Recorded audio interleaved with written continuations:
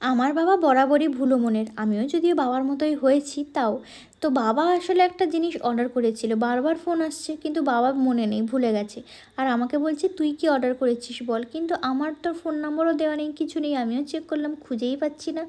মা তারপরে মনে করলো যে বাবা কিছু একটা অর্ডার করেছিল ফোন থেকে, তো ওখানেই এসছে। যাই হোক, বাঁচা গেল।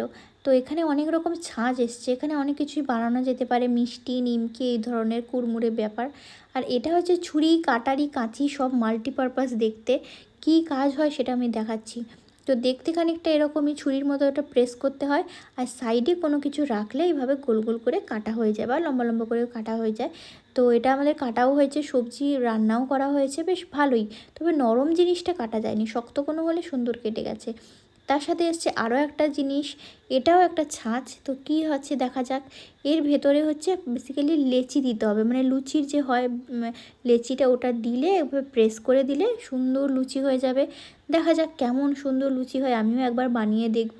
আর উল্টো দিকে সাইডে আছে মোমো বা পিঠে বানানোর একটা ডিজাইনের খাপ, তো এখানেও কিছু দিয়ে মোড়া যেতে পারে।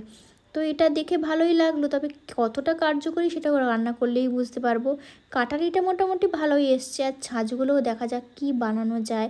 তো বাবা এখানে ডেমনস্ট্রেশনও দিয়ে দিল যে কীভাবে কাটতে হবে।